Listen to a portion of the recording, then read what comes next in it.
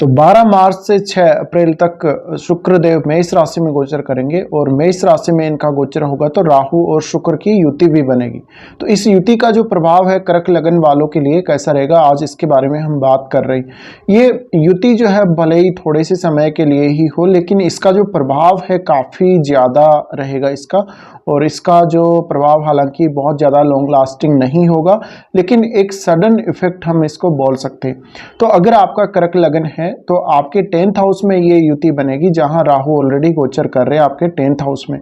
और शुक्र जो कि आपके लाभ स्थान के स्वामी हैं, साथ साथ वो आपके 4th लॉर्ड भी हैं। ऐसी कंडीशन में जब राहु शुक्र के साथ या शुक्र राहु के साथ युति कर रहे हैं तो ये कार्य क्षेत्र में एक बहुत बड़े बदलाव की तरफ संकेत करता है, स्पेशली उन जातकों की जिनका कार्य क्षेत्र शुक्र से जुड़ा हुआ है, जिनका शुक्र से जुड़ा हुआ कोई बिजनेस है उनके भी। और साथ ही साथ आपका जो बिजनेस है उसमें आपको बहुत बड़ी कोई ये प्रोग्रेस दे सकता है।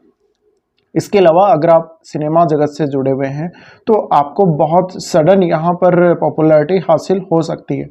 अब करियर के हिसाब से देखा जाए तो करियर में बहुत बड़ा ये उतार चढ़ाव दे सकता है, करियर में बहुत बड़ा चेंज दे सकता है। इसके अलावा प्रमोशन जैसे चांसेस भी बनते हैं। साथ ही हो सकता है कि आपने कोई ऐसा क्रिएटिव वर्क किया हो, आपने कुछ ऐसा काम किया हो जो सडनली हिट हो जाए, जिसको बहुत ज़्यादा पसंद करने लगे लोग सडनली।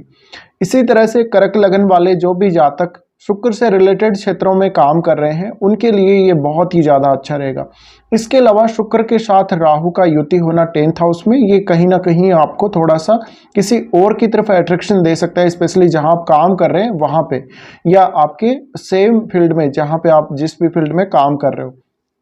तो ये पुरुषों की कुंडली में अगर बन रहा हो तो आपका किसी से दोस्ती हो सकती है, फ्रेंडशिप हो सकती है, और सामने वाला जो व्यक्ति होगा वो बिल्कुल डिफरेंट कास्ट का, या यहाँ तक कि वो किसी दूसरे कंट्री का भी हो सकता है। अगर आपका काम है वो विदेश से जुड़ा हुआ है, या आपके साथ कुछ ऐसे लोग विदेशी लोग काम कर रहे हैं कार्य क्षेत्र में, तो इस वजह से जो आपकी जो युति बनेगी इसका प्रभाव आपकी मैरिड लाइफ पर भी पड़ेगा, भले ही आप मैरिड हो भले ही आप अनमैरिड हो।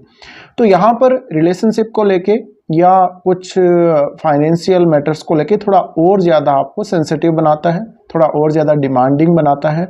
ऐसी कंडीशन में आप थोड़ा रिलेशनशिप में ज़्यादा देखने को मिलेंगे, यानी रिलेशनशिप में थोड़ा ज़्यादा झुकेंगे और कुछ ज़्यादा एक्स्ट्रा डिमांड करेंगे अपने पार्टनर से।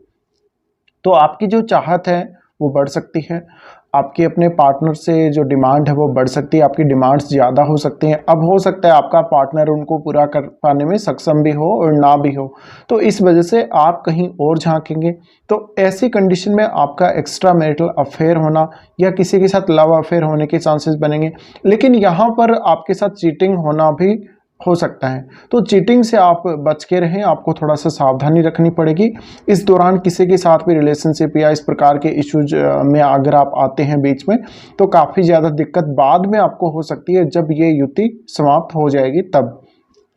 अब शुक्र यहाँ क्योंकि मीन राशि से निकल के आ रहे हैं वो, और मीन राशि में वो आपके नवम भाव में थे, और नवम भाव में गुरु के साथ भी उनकी युति थी,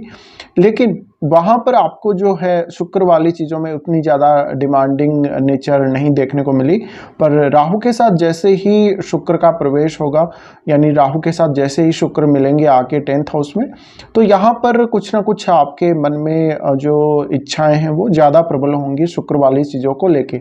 अब ये जो कंडीशन है, ये जो युति है, वो आपके घर के सुख में, आपके लग्जरी चीज़ों के सुख में वृद्धि करने वाली है। इसके अलावा आपको और भी बहुत सारे सुख मिलने वाले हैं,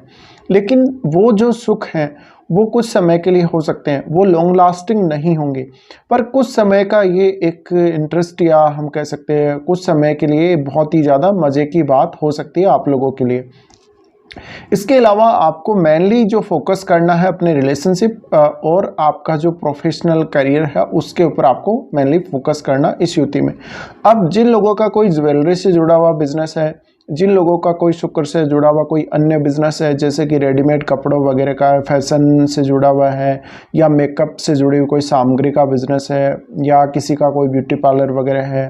तो इस प्रकार के आपके छोटे मोटे कोई भी बिजनेस है उनमें आपको ज़्यादा यहाँ सावधानी रखने की ज़रूरत है, और उनमें आपको ज़्यादा अच्छा यहाँ पर रिजल्ट इस युति की वजह से मिल सकता है। अब यहाँ पे आपका, अगर आप मैरिड नहीं है तो किसी और के साथ भी अगर इस दौरान मैरिज अगर आपकी होती है, जब शुक्र राहु के साथ युति कर रहे होंगे, तो आपका किसी दूसरे कल्चर या दूसरे कास्ट के व्यक्ति से प्रेम संबंध बनेगा और उनके साथ आपके मैरिज की बात चलेगी। तो इस प्रकार के कुछ मामले सामने आ सकते हैं।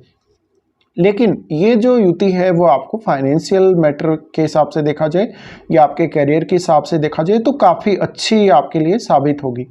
अब शुक्र, क्योंकि यहाँ पे शुक्र मेष राशि में है, तो शुक्र का मेष राशि में होने की वजह से यहाँ पर राहु ऑलरेडी यहाँ पे अपना प्रभाव जमाए हुए हैं, अपना पूर्ण प्रभाव डाल रहे हैं। और ऐसी कंडीशन में आपके लिए अगर शुक्र बहुत अच्छी स्थिति में आपके चार्ट में है तो निश्चित रूप से आपको इसका अच्छा प्रभाव देखने को मिलेगा। लेकिन इस युति में आपको ध्यान क्या रखना, आपको ध्यान ये रखना है कि आपके साथ चीटिंग ना हो और इस युति के समाप्त होने के बाद आप कुछ ऐसी चीज़ों में खो जाएं जहां पे आपको कुछ नुकसान भी हो सकता है। तो वैसे तो ये युति आपके लिए काफ़ी अच्छी रहेगी करियर वाइज भी और रिलेशनशिप वगैरह इन सब के लिए, लेकिन कुछ हद तक आपको सावधानी जरूर रखनी ही पड़ेगी।